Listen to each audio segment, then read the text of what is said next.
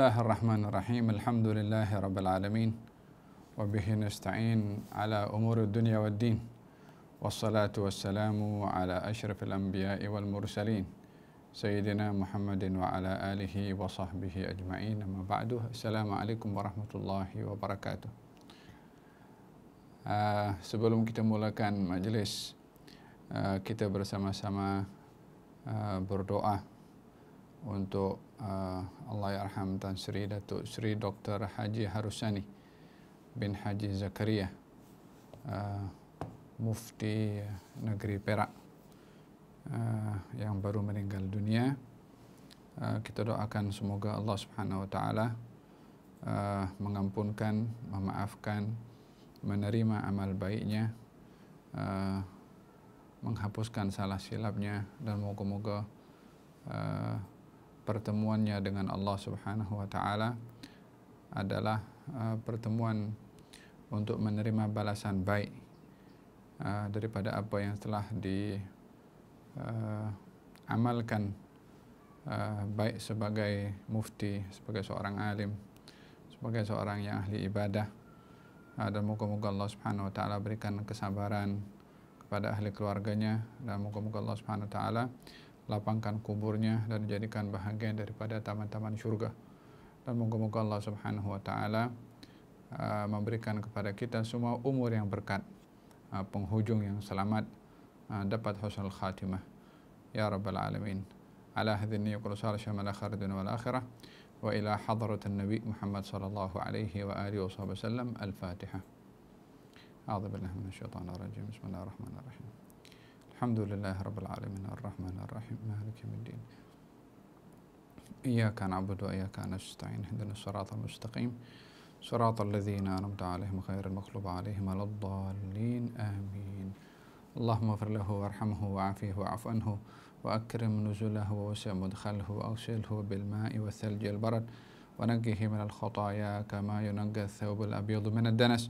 Allahumma abdilhu daran khairan min dari wa ahlan khairan min ahli wa zawjan khairan min zawjih. Allahumma a'idhu min adzabil qabri wa fitnati wa a'idhu min adzabin nar. Allahumma la tahrimna ajrahu wa la taftinna ba'dahu wa ghfir lana wa lahu warhamna idza sirna ila ma sar ilayhi krimna bi husnil khatimah ba'da umrin tawil wa halin jamil ma'a thabat wa tamkin ya arhamar rahimin. Sallallahu alaihi wasallam Muhammadin wa ala alihi wasallam. Alhamdulillahi rabbil alamin. Alhamdulillah. Pada muka surat 131 bab ke-65 masih kita membahaskan dalam pertemuan yang lalu tentang al-jiran, dan sebaik-baik jiran adalah yang paling baik terhadap jirannya. Dan saya bahaskan bagaimana pentingnya untuk memilih jiran sebelum memilih rumah untuk kita diami. Dan saya jelaskan juga hak jiran yang begitu penting dan menjadi syarat kesempurnaan iman bagi seorang beriman adalah ikram, berbuat baik, menghormati kepada jirannya. Saya bahaskan juga tentang pembahagian jiran yang terbagi kepada 3 bahagian. Jiran yang ada 3 hak, jiran yang ada 2 hak, dan jiran yang ada 1 hak, seperti saya sudah uraikan pada pertemuan yang lalu. Dan saya sudah jelaskan juga bahwasanya berbuat baik kepada atau hak jiran bukan hanya kita berbuat baik kepadanya, namun bersabar dengan kerana jiran. Dan saya jelaskan juga bagaimana pentingnya berjiran bukan hanya ketika berada di dunia, tetapi ketika di barzakh pun juga, bila dapat memilih tempat yang baik untuk jadi tempat pemakaman kita, maka ianya akan menjadi lebih baik, seperti harapan Sayyidina Umar bin Khattab dan juga Siti Aisyah radhiyallahu anhuma ketika menjadikan tempat untuk tempat kubur yang disediakan berdampingan dengan baginda Rasulullah sallallahu alaihi wa alihi wasallam. Hari ini kita bahaskan tentang bab jiran yang jahat. Saya akan go through saja karena sudah hampir banyak kontennya saya bahaskan pada pertemuan yang lalu. Babu al-jar as-su' bab 65. Muka surat 131. Hadis diriwayatkan daripada Abu Hurairah radhiyallahu anhu qala kana min du'a'in nabiy sallallahu alaihi wasallam Allahumma inni a'udzubika min jari su'i fi daril muqam fa inna jarid dunya yatahawwal. Baginda Rasulullah sallallahu alaihi wasallam bersabda dalam doanya, ya Allah, aku berlindung denganmu daripada jiran yang jahat di tempat tinggalku kerana sesungguhnya jiran di dunia ini silih berganti. Ianya merujuk tentang keberadaan jiran yang berjiran dengan kita. Adakah kita berjiran dengannya sementara atau jiran kita yang berjiran dengan kita sementara? Apa maksud jiran sementara? Yani jiran sementara bila ada rumah kosong di sebelah rumah kita dan ada orang sewa yang hanya beberapa saat sahaja, yang mungkin kalau dia mengganggu kepada kita, namun tak lama dia pun akan berpindah dan kita akan selamat daripada gangguannya.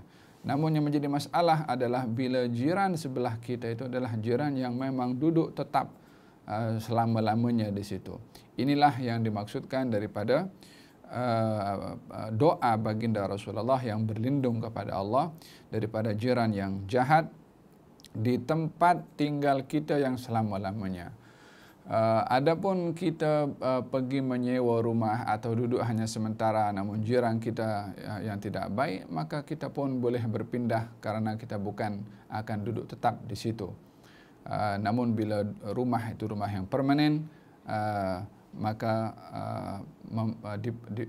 menjadi satu keperluan bagi kita memastikan jiran kita. Oleh sebab yang demikian, seburuk-buruk jiran adalah bila menjadi sebab kepada jirannya terganggu, sampai ada seorang itu datang kepada Rasulullah mengadu, mengeluh, ya Rasulullah, jiran saya suka mengganggu saya. Kata baginda Rasulullah, kalau begitu engkau bawa dengan engkau punya barang daripada rumahmu dan engkau berdiri di depan rumahmu dengan barang-barangmu, seakan-akan engkau akan tinggalkan rumahmu itu, dan biarkan orang tengok. Kalau orang tanya, bagi tahu kepada orang kalau jiran aku yang menjadi sebab aku ini keluar daripada rumahku. Maka dia buat pun juga macam tu. Karena jirannya mengganggu, dia ambil barang-barangnya, bawa diletakkan di hadapan rumahnya. Orang pun merasa hairan, kenapa engkau letakkan barang di hadapan rumahmu? Katanya Nabi yang suruh berbuat begitu. Kenapa Nabi suruh kamu berbuat begitu? Ya, karena aku mengadu kepada Nabi akan jiranku yang menyakiti dan mengganggu kepada aku selalu. Maka Nabi suruh aku keluar dengan barang-barang di hadapan rumah, sehingga kalau orang tanya dan diberitahukan kenapa dia berbuat demikian. Maka orang yang lalu tadi yang melihat kepada seseorang tadi yang merasa terusir daripada rumahnya karena gangguan jirannya, orang yang lalu itu geram kepada jirannya sehingga mendoakan keburukan dan kejahatan. Ya Allahumma al'anhu, ya Allah, laknatlah jiran tu karena menjadi sebab kepada jirannya sampai terhalau daripada rumahnya. Setiap orang lalu berdoa macam tu, maka jirannya pun takut terkena laknat karena ramai orang berdoa. Jirannya pun datang kepada jirannya yang diganggu itu memohon maaf, mohon kau balik dalam, aku tak nak kacau engkau lagi. Demikian bahaya bagaimana bila jiran menjadi sebab terganggunya kepada jiran yang lain. Hada bila berhadapan dengan jiran yang tidak baik. Walihada dalam hadis Nabi Muhammad sallallahu alaihi wasallam beliau bersabda, arba'atun minas sa'adah, yakni ada 4 perkara yang menjadi sebab kebahagiaan hidup di dunia. Nak hidup bahagia di dunia, senang di dunia, ada 4 perkara yang menjadi sebab kebahagiaan. 4 perkara ini juga ada 4 juga yang menjadi sebab kesengsaraan dalam hidup di dunia. Apakah yang pertama? Kata baginda Rasulullah, arba'atu minas sa'adah, 4 perkara yang menjadi sebab kebahagiaan di dunia. Yang pertama, az-zawjah salihah, istri yang baik. Yang kedua, al-jarus salih, tetangga yang baik, jiran yang baik. Yang ketiga, al-markubul hasan, transport yang baik. Yang keempat adalah al-baitul wasi', rumah yang luas. Ini bahagian daripada kebahagiaan di dunia, ya. Kebahagiaan di sini adalah apa yang dirasa di dalam hati yang akan didapat melalui 4 perkara ini. Bukan bermakna kalau rumahnya kecil, apartemen hanya 1-2 bilik tidak bahagia, tidak demikian. Ini asbab untuk mendapatkan kebahagiaan saja, walaupun bukan menjadi hakikat kebahagiaan yang hanya akan didapat dengan rumah yang luas. Apa guna rumah luas kalau tidak diisi dengan ketaatan kepada Allah Subhanahu wa ta'ala, yang mana kebahagiaan itu tidak dapat dirasa oleh hati melainkan melalui amal ibadah. Wa arba'atu minasyaqawah, 4 juga menjadi sebab kesengsaraan bagi seseorang. Yang pertama, pasangan yang tidak baik. Yang kedua, Allahumma shalli ala Muhammad, jiran yang tidak baik. Yang ketiga, transport yang tidak baik. Yang keempat adalah rumah yang sempit, yakni rumah yang sempit bermakna rumah yang tidak diisi dengan hak-hak rumah yang menjadi sebab kebahagiaan bagi orang yang berada dalam rumah itu. Kalau kita melihat bagaimana rumah baginda Rasulullah sallallahu alaihi wasallam, kata Sayyidina Hasan Al-Basri, katanya rumah Nabi sebelum dirobohkan ini diberi ruang kepada kaum muslimin untuk masuk rumah baginda Rasulullah. Katanya, aku masuk rumah baginda Rasulullah sebelum dirobohkan karena untuk perluasan perluasan Masjid Nabawi di zaman Sayyidina Umar, dan juga perluasan yang lebih luas lagi di zaman Sayyidina Utsman ibn Affan radhiyallahu anhu. Ketika ingin diperluas dan akan merobohkan kawasan rumah baginda Rasulullah yang sekarang itu termasuk dalam masjid sebelum dirobohkan, maka diminta semua kaum muslimin untuk yang nak tengok pandangan yang terakhir. Maka Hasan Al-Basri datang dan masuk dan kemudian hulurkan tangannya ke atas macam ini. Hulurkan tangannya ke atas, katanya sedikit tangan itu boleh hulurkan ke atas, dapat menyentuh bumbung rumah Nabi Muhammad sallallahu alaihi wasallam, katanya supaya umatnya mengetahui bagaimana kesederhanaan Nabi mereka yang membawa rahmat kepada umatnya. Di Siti Aisyah ada meriwayatkan, katanya baginda Rasulullah kalau salat malam dalam bilik Siti Aisyah, bila hendak sujud Nabi akan tepuk kaki Siti Aisyah untuk ditarik. Jadi Siti Aisyah tidur itu kakinya membujur ke hadapan. Bila nak sujud, tempat sujudnya Nabi itu bertepatan dengan tempat kaki Siti Aisyah dihulurkan ke hadapan, sehingga kalau ditepuk oleh Nabi maka akan ditarik kaki itu. Kemudian baginda akan sujud di situ. Kenapa begitu? Kenapa tak langsung saja kaki Siti Aisyah itu dilipat dan biarkan Nabi sholat? Sholatnya Nabi ini panjang, lama, sehingga kalau kaki itu dilipat lama pun juga, ya kadang-kadang kita pun kalau kaki dilipat sekali-sekali enaklah itu kaki dihulurkan ke hadapan.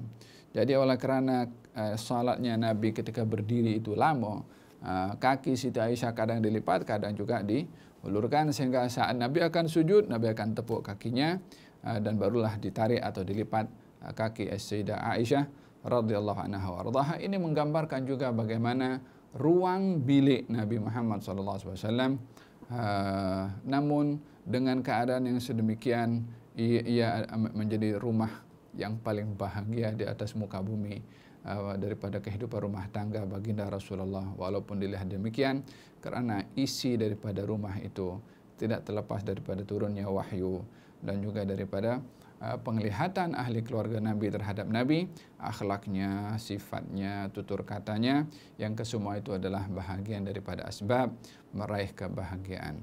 Hadza berkenaan dengan jiran atau asbab mendapatkan kebahagiaan atau asbab untuk kesengsaraan dengan 4 perkara yang saya sebutkan sebentar tadi daripada hadis Nabi Muhammad sallallahu alaihi wa ala alihi wasallam.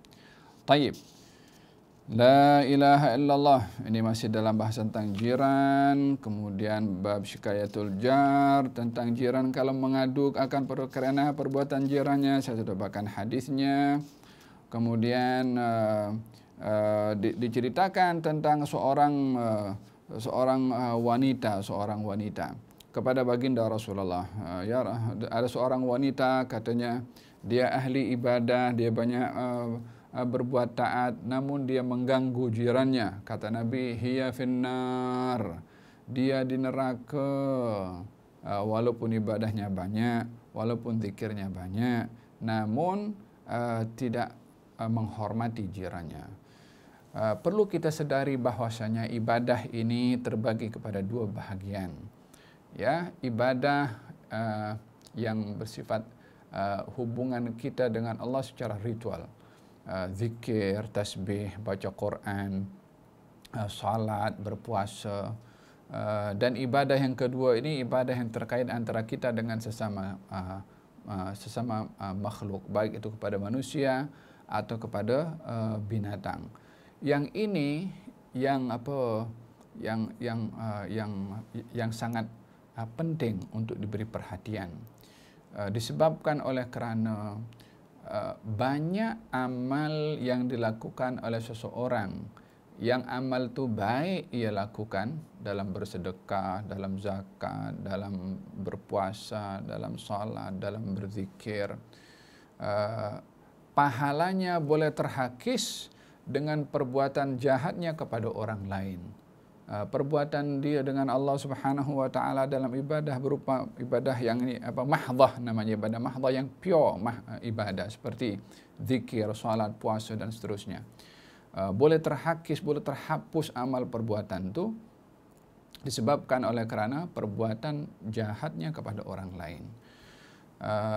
Bukankah kita tahu atau mendengar daripada hadis Nabi Muhammad SAW, beliau bersabda, atadruna manil muflis, tahukah kamu siapakah orang yang bankrupt di hari kiamat? Mereka para sahabat mengatakan orang yang bankrupt adalah orang yang tak ada harta. Kata baginda Rasulullah, bukan. Orang yang bankrupt adalah orang yang datang nanti di hari kiamat membawa pahala salat, membawa pahala zakat, membawa pahala ibadah. Akan tetapi selama hidup di dunia, dia ambil harta fulan, maki fulan, curi duit fulan, bunuh fulan, maka nanti di hari akhirat amal baiknya, puasa, ibadah, salat tadi akan diberikan kepada orang-orang yang dicaci, yang diambil hartanya, yang dirampas, yang dibunuh, yang disakiti. Amal baiknya diberikan kepada orang yang disakiti tadi itu. Bila habis amal baiknya diberi kepada orang-orang yang dizalimi ketika berada di dunia, dan masih ada baki dosa dia kepada orang yang tak boleh dibayar dengan amal baiknya karena sudah habis, dosa orang itu akan diambil diberikan kepada orang yang dia berbuat jahat kepada orang lain, datang ke akhirat dengan membawa pahala, namun pahala itu diagihkan kepada orang lain karena perbuatannya menyakiti orang lain. Oleh sebab itu, bila perhubungan kita dengan manusia ini elok, hatta amal ibadah kita tak banyak, amal ibadah baik dengan orang tu lebih banyak membawa kita keselamatan di akhirat, berbandingkan kalau kita berbuat amal baik yang banyak namun kita berbuat jahat kepada orang lain juga banyak, maka kita pun akan bagi sedekah, bahkan bersedekah pahala tu kepada orang kita sakiti, walayadzubillah, sehingga dia rugi di dunia, rugi di akhirat. Hadza berkenaan dengan hubungan antara kita dengan Allah dan hubungan antara kita dengan manusia. Bukankah dalam hadis dinyatakan, ya Rasulullah, ada seorang wanita ahli puasa, ahli salat, tapi dia ada seekor kucing diikat, tak diberi makan. Kata Nabi, dia di neraka. Sebab tidak ada rahmat hatta kepada seekor kucing. Kalau dia tak boleh bagi makan, kenapa diikat? Lepaskan saja biar dia diberi makan oleh Allah Subhanahu wa taala. Hatta kejahatan kepada binatang pun juga akan menjadi sebab seseorang itu dihukum, wal'iyadzubillah. Oleh sebab itu perhatikan dalam hubungan kita dengan sesama kita, lebih berhati-hati, karena hubungan kita dengan Allah ini kita mudah untuk mendapatkan maaf, tapi dosa kepada manusia sukar untuk kita mendapatkan, karena manusia selalunya ada pemarah, ada pendendam, lebih-lebih lagi di akhirat nanti semua orang nakkan pahala. Walihada baginda Rasulullah SAW bersabda tentang orang yang ahli syurga. Sifat orang ahli syurga ditujukan kepada seorang, saya ingat namanya dia Abu Damdam. Katanya nanti akan datang seorang yang dia termasuk penghuni syurga, maka masuklah orang itu. Sampai 2-3 kali Nabi berkata demikian. Sayyidina Abdullah bin Umar hairan, ini orang buat apa? Orangnya tak dikenali, dia biasa, sahabat biasa. Tapi Nabi beritahu ini adalah penghuni syurga. Maka Sayyidina Abdullah bin Amr, dia ingin tahu ini orang apa amal dia buat sampai Nabi beritahu dia penghuni syurga. Yani dapat kabar gembira sebagai penghuni syurga. Abdullah bin Amr dia datang ke rumah orang itu. Berada di rumah orang itu selama 2-3 hari.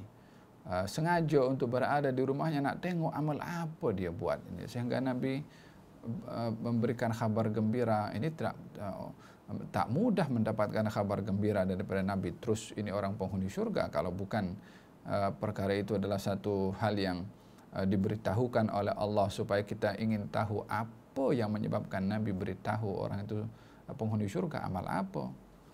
Maka selama 2-3 hari Abdullah bin Amr tengok orang ini ibadahnya tak ada yang spesial, tak ada yang luar biasa.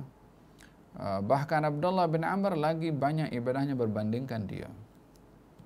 Hari ketiga itu ditanya, apa amal kamu buat sehingga Nabi beritahu kalau kamu adalah penghuni syurga? Katanya setiap malam aku sebelum tidur aku berdoa kepada Allah, ya Allah, kalau ada orang yang maki aku maafkan dia. Kalau ada orang yang mengumpat aku maafkan dia. Ada orang yang dia berbuat tak baik, fitnah aku maafkan dia. Walhasil atasaddaqu bi ardi, saya bersedekah kepada orang ni, siapa saja yang dia berbuat dosa terkait dengan saya punya marwah, saya punya harga diri, saya maafkan semuanya. Yani hatinya tak membawa apa-apa perasaan marah kepada sesiapapun. Maka kata Abdullah bin Amr, sifat ini yang menyebabkan engkau termasuk daripada orang yang diberi khabar oleh Nabi sebagai penghuni syurga, hatinya bersih daripada orang lain yang berbuat jahat kepadanya. Yauma la yanfa'u malun wala banun illa man atallaha biqalbin salim. Di hari tiada akan mendatangkan manfaat harta dan anak-anak kecuali orang yang datang kepada Allah dengan hati yang selamat, hati yang bersih, hati yang tak ada dendam, hati yang tak ada hasad dengki, hati yang tidak syirik kepada Allah Subhanahu wa taala.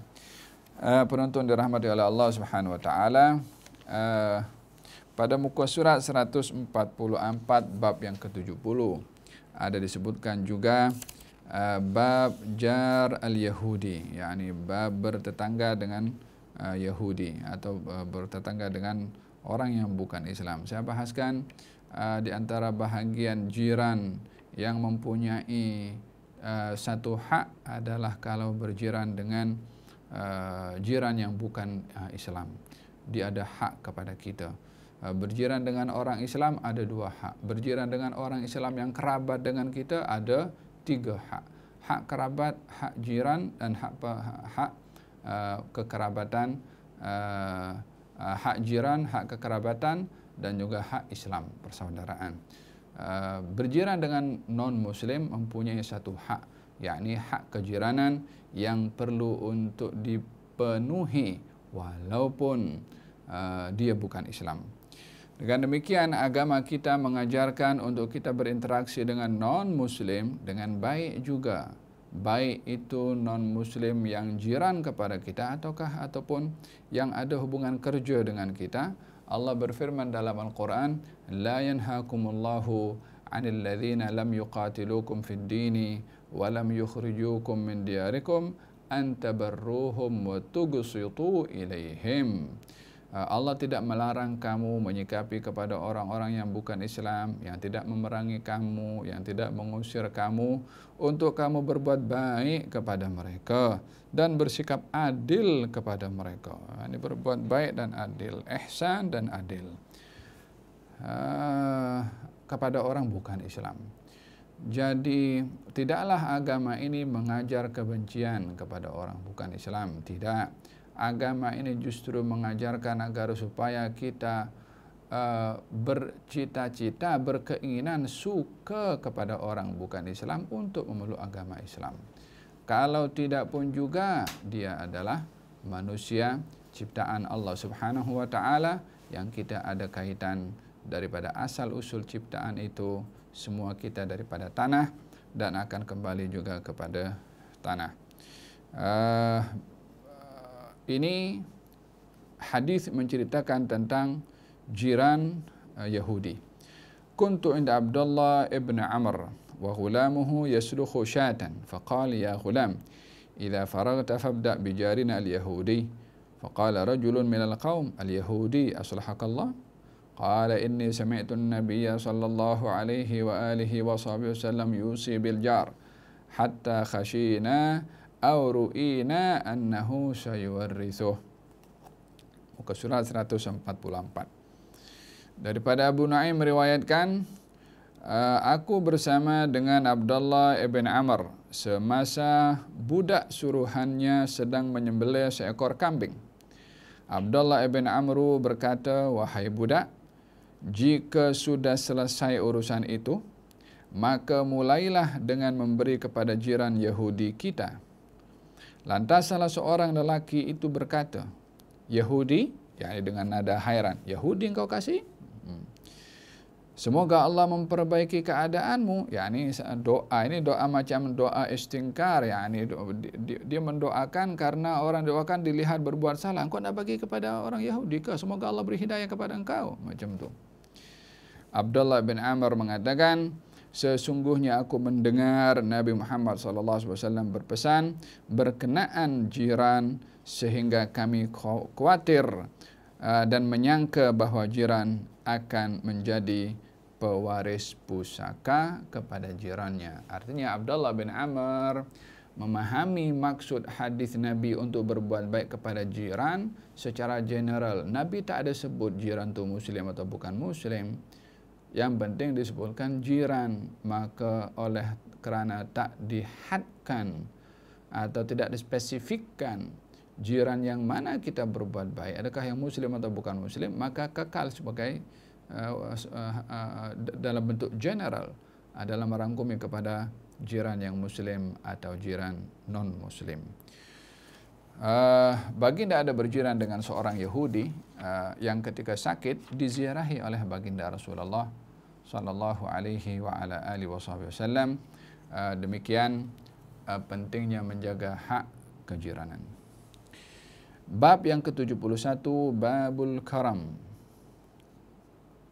yakni bab memuliakan atau tentang kemuliaan seseorang itu, pada apa seseorang itu mulia.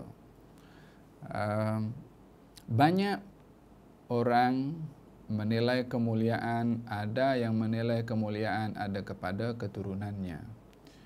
Ada yang menilai kemuliaan itu pada kabilahnya, pada negerinya, atau mungkin kepada hartanya atau jawatannya. Oleh sebab itu di masyarakat Arab dahulu ada hukum kasta yang menjadi pegangan kepada mereka sehingga merendahkan orang yang tidak selevel dengan mereka. Contohnya di dalam Al-Quranul Karim Allah Subhanahu wa taala berfirman, wasbir nafsaka ma'al ladzina yad'una rabbahum bil ghadati wal 'ashiyyi yuriduna wajhah wa la ta'du 'ainaka 'anhum turidu zinatal hayatid dunya wa la tuti' man aghfalna qalbahu an dzikrina wattaba'a hawahu wa kana amruhu furuta. Sabarlah engkau wahai Rasulullah Muhammad untuk duduk bersama dengan orang-orang yang beribadah kepada Tuhan mereka. beribadah, berbuat taat kepada Tuhan mereka. Dan janganlah engkau berpaling daripada mereka untuk melihat kepada orang lain hanya semata-mata mereka memiliki keduniaan. Dan janganlah kamu taat kepada orang-orang yang telah kami lalaikan hatinya. Sesungguhnya mereka adalah golongan orang-orang yang melampau. Ayat ini turun, hadirin hadirat penonton dirahmati oleh Allah Subhanahu wa taala, turun saat baginda Rasulullah didatangi oleh pembesar-pembesar Quraisy, bangsawan-bangsawan, seorang yang high level, mengatakan kepada Rasulullah, kami bersedia untuk mendengarkan yakni dakwah yang akan disampaikan oleh baginda Rasulullah, tetapi kamu kena halau orang-orang miskin yang bersama dengan engkau tuh, yakni tak mau duduk dengan orang-orang miskin. Yang di situ ada Ammar bin Yasir, Bilal bin Abi Rabah, Sa'ad bin Abi Waqqas, Suhaib Ar-Rumi, yang satu daripada bangsa Ajam, yang satu bekas hamba sahaya, yang satu golongan orang miskin. Dan memang awal dakwah Nabi SAW yang banyak beriman kepada baginda Rasulullah daripada kalangan orang-orang yang susah, orang-orang yang biasa. Yang banyak menolak Nabi adalah kalangan bangsawan, kalangan orang-orang yang high level. Ketika golongan tinggi ini yang berpegang kepada hukum kasta melihat diri mereka lebih baik daripada orang lain, meminta kepada Nabi untuk menghalau orang-orang susah itu supaya mereka boleh duduk private dengan baginda Rasulullah sallallahu alaihi wasallam. Turun firman Allah dalam surat Al-Kahfi ini, juga dalam surat Al-An'am, yang memerintahkan Nabi untuk kekal bersama dengan orang-orang yang berdoa kepada Allah. Yani golongan orang yang susah tadilah orang-orang miskin itu, dan tidak mengiyakan apa yang diminta oleh golongan orang-orang yang melihat dirinya lebih mulia berbandingkan orang lain, hanya dilihat daripada keturunannya atau kabilahnya, dan juga menjadikan hukum kasta menjadi teras dalam perhubungan dan penilaian mereka kepada orang lain. Maka dalam tajuk ini memperbahaskan tentang siapakah orang yang mulia. Adakah orang yang bernasab, adakah orang berketurunan, adakah orang berharta, adakah orang yang mempunyai jawatan.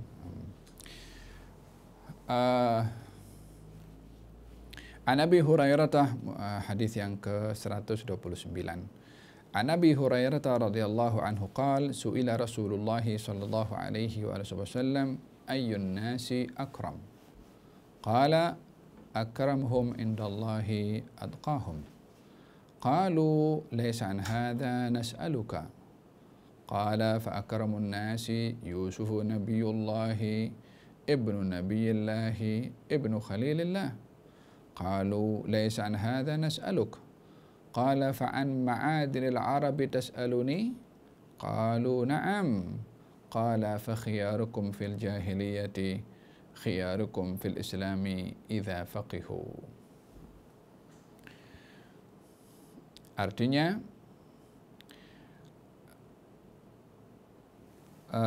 daripada Sa'ad bin Abu Sa'id daripada Abu Hurairah radhiyallahu anhu, ia berkata, Rasulullah sallallahu alaihi wasallam ditanya, siapakah manusia yang paling mulia? Baginda bersabda, yang paling mulia di sisi Allah adalah yang paling bertakwa. Si penanya berkata, bukan itu yang kami maksudkan. Lantas baginda menjawab lagi, kalau begitu manusia yang paling mulia adalah Yusuf, putra Nabi Yakub, yang merupakan putra kekasih Allah Nabi Ibrahim. Yusuf bin Yakub bin Ishak bin Ibrahim. Yani 4 keturunan terus Nabi. Anaknya Nabi Ibrahim, Nabi Ishak, Nabi Yakub, Nabi Yusuf, Nabi, 4 keturunan jadi Nabi. Maka oleh kerana turunan Nabi daripada Nabi, maka baginda Rasulullah mengatakan yang mulia adalah Yusuf bin Yakub bin Ishaq bin Ibrahim. Lalu si penanya tadi berkata, bukan itu juga yang kami maksudkan. Selanjutnya baginda bertanya, adakah kalian bertanyakan tentang orang terbaik daripada bangsa Arab? Mereka mengatakan, benar, siapakah daripada bangsa Arab yang terbaik? Baginda pun bersabda, orang terbaik di antara kalian pada zaman jahiliyah ialah orang yang terbaik di zaman Islam jika mereka memahaminya. Dan hadis ini berbicara kepada kita tentang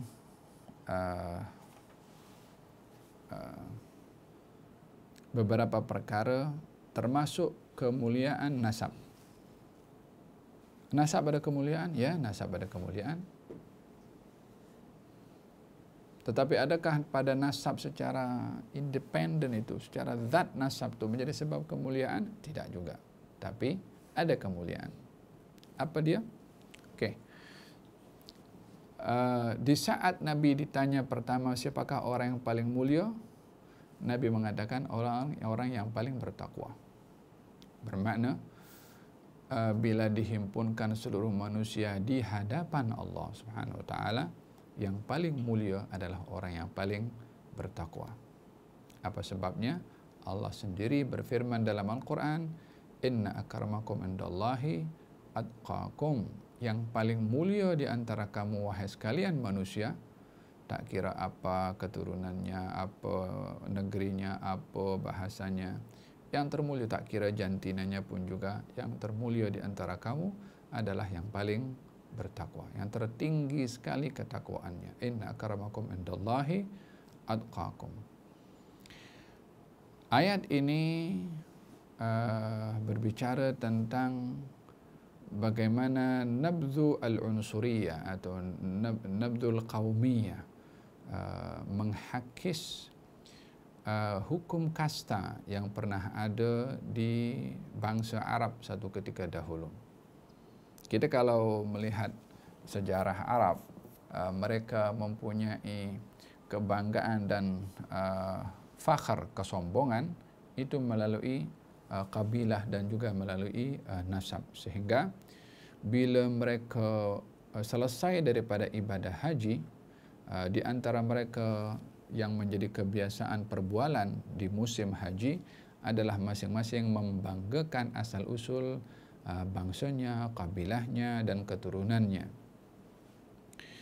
Maka yang demikian itu dilarang untuk tidak menjadikan kemuliaan seseorang hanya terletak kepada keturunannya atau kepada negerinya, bahasanya atau kabilahnya. Namun kemuliaan ada kepada ketakwaan. Secara umum, ya. Kemudian sahabat yang bertanya tadi mengatakan, bukan itu yang kami maksudkan, orang yang mulia. Lalu kata Nabi, oh kalau begitu orang yang termulia ini adalah orang yang daripada seluruh manusia adalah seorang Nabi, ayahnya itu adalah Nabi, atuknya pun Nabi, atuknya pun juga Nabi. Yani 4 keturunan. Yang maksudkan adalah Nabi Yusuf. Baginda bila sebutkan Nabi Yusuf Al-Karim, Ibnul Karim, Ibnul Karim, Ibnul Karim. Orang yang mulia, anak kepada orang yang mulia, anak kepada orang yang mulia, anak kepada orang yang mulia. Dan ini adalah merupakan tawadhu'nya Nabi. Sehingga ditanya siapa yang lebih baik, Nabi katakan Nabi Yusuf. Mana lebih baik antara Nabi Yusuf dengan baginda Rasulullah? Of course baginda Rasulullah. Bukankah Nabi yang terpilih daripada 25 Nabi itu ada 5 yang dikatakan ulul azmi adalah Nabi terbaik. Daripada 5 Nabi itu, Nabi Yusuf tak termasuk. 5 Nabi itu adalah Nabi Nuh, Nabi Ibrahim, Nabi Musa, Nabi Isa, dan Nabi Muhammad SAW. 5 Nabi itu termasuk bahagian daripada ulul al-azmi, tak termasuk daripada Nabi Yusuf. Namun demikian, oleh kerana Nabi Yusuf ini memiliki keistimewaan yang tak ada pada nabi-nabi yang lain, 4 generasi menjadi nabi. Maka disitulah Nabi mengatakan Yusuf adalah nabi yang mulia. Kemudian kata para sahabat, bukan itu yang kami maksudkan. Lalu kata Nabi, yang kamu maksudkan siapa orang yang mulia itu adalah, adakah yang dimaksudkan orang-orang Arab di zaman jahiliyah dan orang-orang Arab setelah masuk Islam? Katanya ya. Kalau begitu orang yang mulia daripada bangsa Arab di zaman jahiliyah adalah orang yang paham, dan orang yang mulia di zaman Islam adalah orang yang paham. Apa maksudnya di sini? Ingin memberitahukan bahwasanya pada bangsa Arab ini mereka punya kebanggaan adalah terletak juga kepada nasab seperti mana saya jelaskan. Dan tidak dinafikan juga bahwa nasab itu ada menjadi sebab kepada seseorang terhormat marwahnya dengan nasab orang tersebut. Kita kalau tengok maqasid syariah yang 5, syariah itu kalau diperincikan apakah konten syariat Islam ini akan terbagi kepada 5. Intipati daripada syariat Islam ini fokus kepada 5. 5 ini dikatakan maqasidus syariah, maksud-maksud syariat Islam. Yang pertama adalah melindungi agama, akidah. Yang kedua, melindungi nyawa. Yang ketiga, melindungi akal.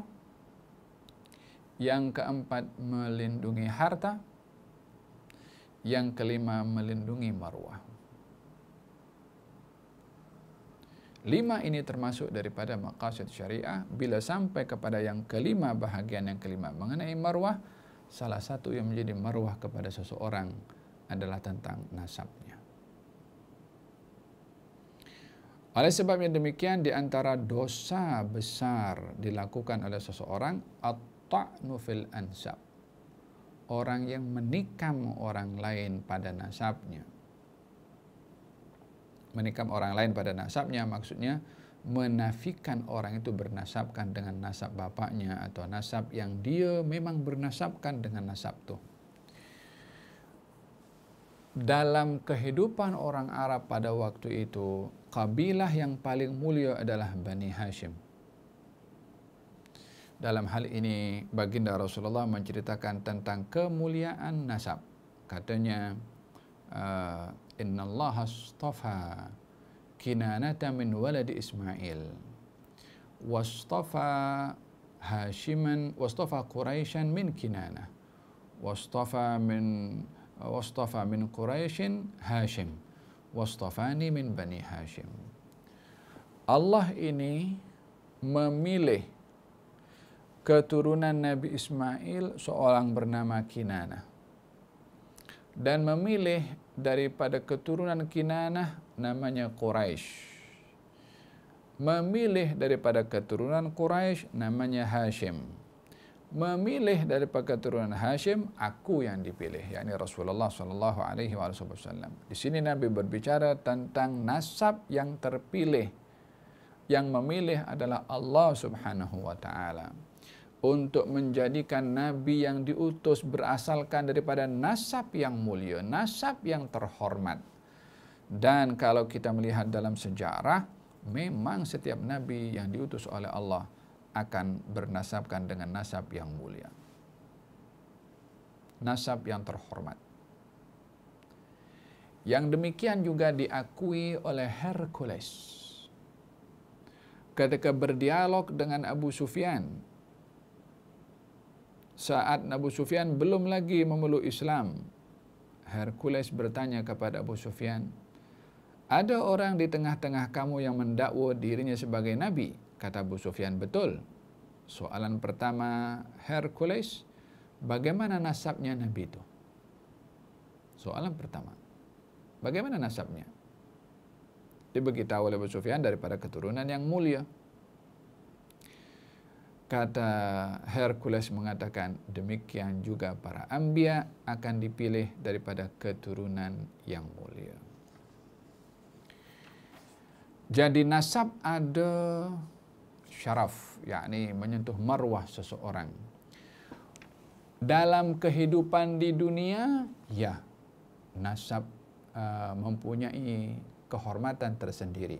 Namun, bila nasab itu akan dilebihkan daripada ketaatan dan keimanan kepada Allah, ini tidak dapat dibandingkan antara orang yang beriman namun tidak punya nasab yang mulia dengan orang yang bernasab mulia tapi tak beriman.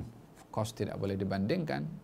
Keimanan menjadi syarat kemuliaan yang utama kepada Allah Subhanahu wa taala. Dalam kehidupan di dunia, kita perlu mengambil kira tentang kemuliaan seseorang, baik itu daripada nasabnya, daripada keturunannya, keturunan di raja, keturunan bukan raja, ada kedudukan tersendiri yang Islam berinteraksi dengan perbezaan itu dengan bijak, dengan berhikmah, dan juga dengan penghargaan kepada marwah seseorang melalui kedudukannya, nasabnya, yang tidak melebihi daripada batasan yang dituntut di dalam syariah. Baginda bersabda, seorang bernama Jarir bin Abdullah. Jarir bin Abdullah ini adalah seorang bangsawan, seorang yang di kampungnya itu amat dihormati, seorang yang nomor 1 di negerinya. Datang ke Madinah. Nabi saat nampak Jarir bin Abdullah datang, Nabi tengok kanan, Nabi tengok kiri, mungkin ada ruangan kosong yang boleh Jarir bin Abdullah tadi masuk supaya duduk dekat dengan Nabi, sebab ini datang daripada jauh dan dia ini Jarir bin Abdullah ini adalah orang yang terhormat di negerinya. Maka oleh kerana tak ada ruang, maka Nabi ambil dia punya selendang dan Nabi lemparkan kepada Jarir bin Abdullah. Duduklah kamu di atas alasku ini. Selendangnya Nabi diberikan. Maka ditangkap oleh Jarir selendang itu dan dicium. Katanya, semoga Allah memuliakan engkau, wahai Rasulullah, seperti mana engkau memuliakan aku. Selesai daripada acara, Nabi ditanya oleh para sahabat, kenapa engkau berbuat demikian, wahai Rasulullah? Kata Nabi, idza ja'akum karimu qaumin fa'akrimuh. Kalau datang kepada kamu seseorang yang ia mulia di kampungnya, di negerinya, terhormat dia bangsawan, ada kedudukan, ada jawatan, ada. Datang ke tempat kamu, hormati dia seperti mana dia terhormat di negerinya, di kampungnya, di tempatnya. Ini PR, public relation, macam mana kita berhubungan dengan orang-orang yang ada kedudukan. Diajarkan sedemikian rupa oleh baginda Rasulullah SAW. Namun adakah kedudukan itu adalah menjadi ukuran untuk mulia di sisi Allah Subhanahu Wa Taala? Kembali kepada dasar yang saya sebutkan, kemuliaan di sisi Allah kembali kepada ketakwaan. Itu tidak ada perbezaan. Berinteraksi di dunia dengan orang-orang yang ada kedudukan tertentu, nasabnya, jawatannya. Islam juga menetapkan satu garis panduan, namun di antara kesemua orang-orang itu yang paling mulia adalah bila ia bertakwa, bila ia memahami, kata baginda Rasulullah SAW. Orang Quraisy yang mulia di zaman jahiliyah, kalau dia di zaman Islam dia beriman, maka dia tetap mulia. Mulia dengan iman dengan Islamnya, mulia dengan nasabnya juga. Orang Quraisy yang ada berasalkan daripada kabilah yang mulia, bila datang Islam, dia memeluk kepada Islam, dia mulia dengan Islam, mulia dengan kabilahnya itu.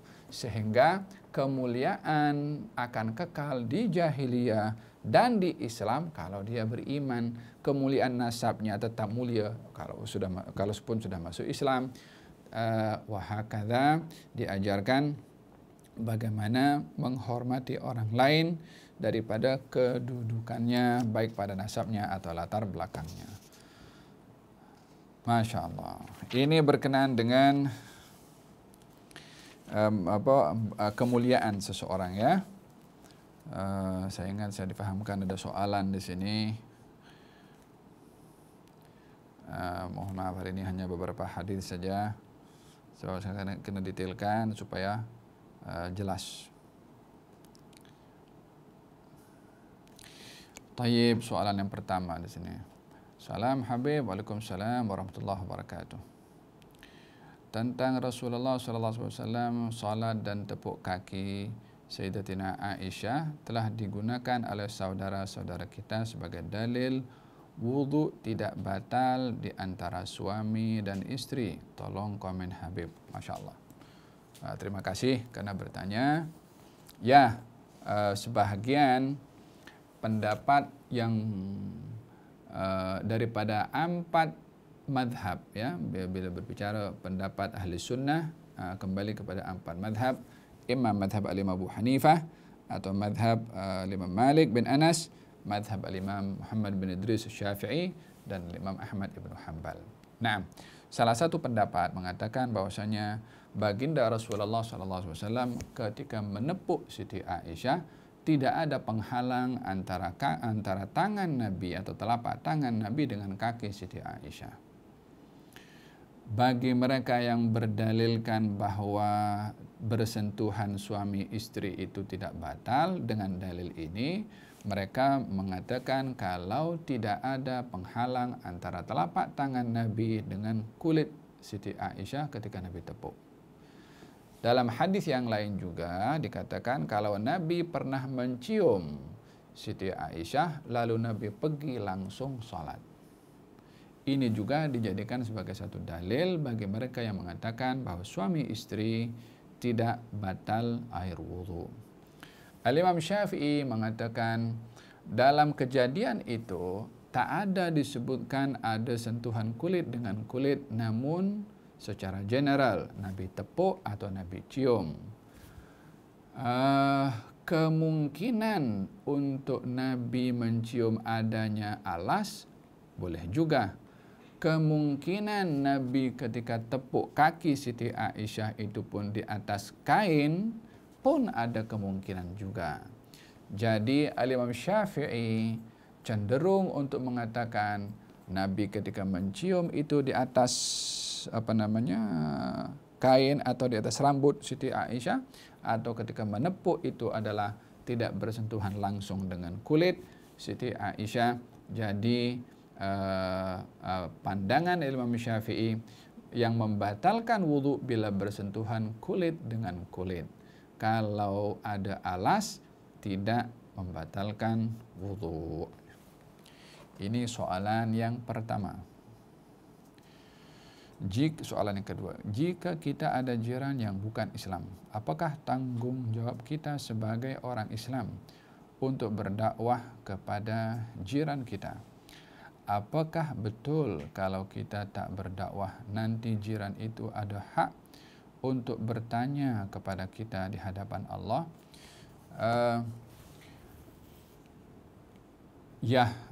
Kita berdakwah kepada jiran kita, kepada keluarga kita adalah satu keperluan sebagai ihsan dan ikram yang dituntut kepada jiran. Kita kan diperintahkan untuk berbuat baik, berbuat ihsan, berbuat ikram kepada jiran. Tidak ada ikram yang lebih baik kepada jiran bila jirannya non-muslim untuk kita menyampaikan tentang Islam. Hanya cara penyampaian itu banyak cara ya. Tidak ada macam direct mengatakan saya nak berdakwah kepada kamu. Tidak. Saya pernah masa ziarah pergi ke UK.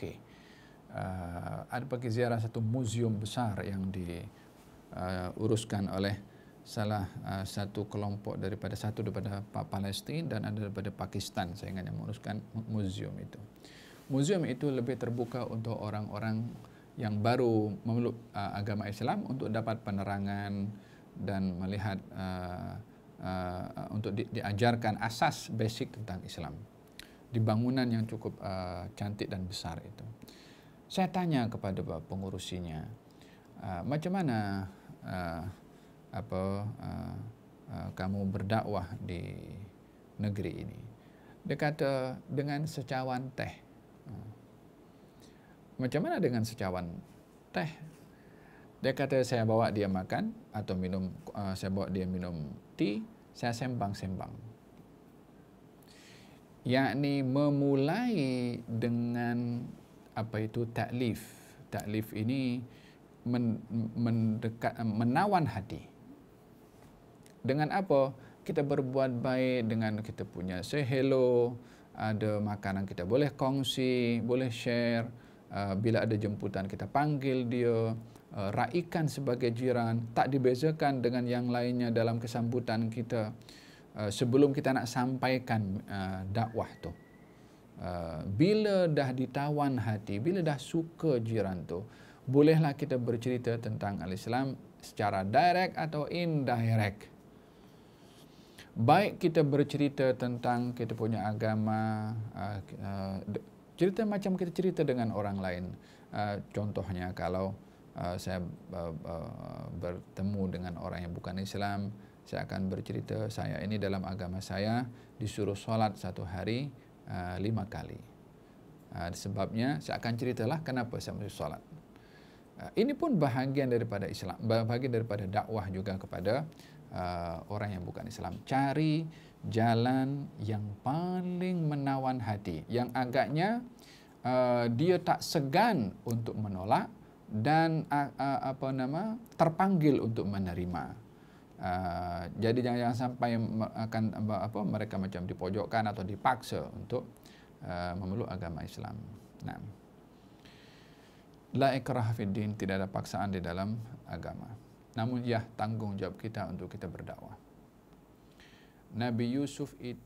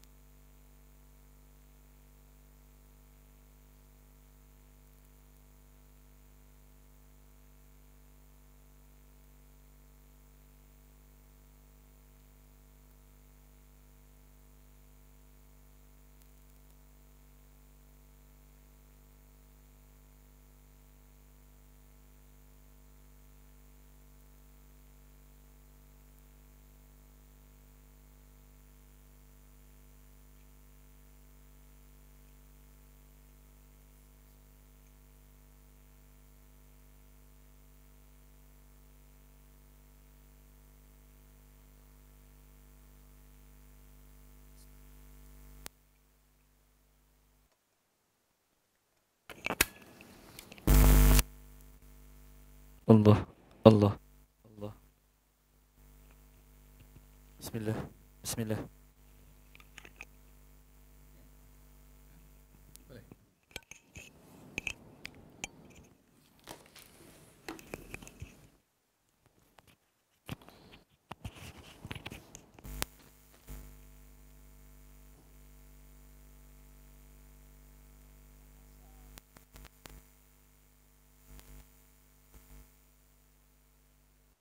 bahasa penting.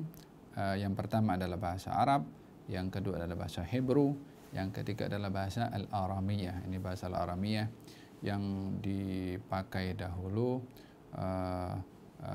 dalam mentafsirkan kitab Taurat. Kitab Taurat itu diturunkan oleh Allah kepada Nabi Musa, bukan kepada Nabi Yusuf. Antara Nabi Musa dengan Nabi Yusuf lebih dahulu Nabi Yusuf alaihissalam. Nabi Musa datang kemudian. Nabi Yusuf, setelah Nabi Yusuf masih ada Nabi Ayub, baru masih ada Nabi Syuaib, barulah setelah itu ada Nabi Musa alaihissalam.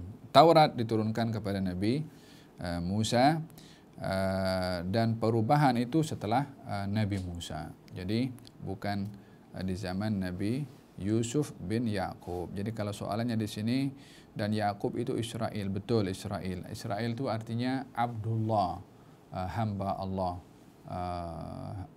Isra itu Abdun, Il itu Allah. Itu bahasa Hebrew, bahasa Ibrani. Naam. Kemudian dan Nabi Yusuf daripada Bani Israel. Nabi Yusuf anak kepada Israel. Tapi dia Nabi mengajar Mesir kitab Taurat. Bukan, Nabi Yusuf bukan mengajar kitab Taurat, tapi kitab Taurat itu turun kepada Nabi Musa setelah Nabi Yusuf, dan bukan di saat zaman Nabi Yusuf. Ditukar-tukar, ditukar-tukar, naam, sahih, betul. Nah, penukaran itu disebabkan oleh kerana setelah wafatnya Nabi Musa, ada satu kitab namanya kitab Talmud.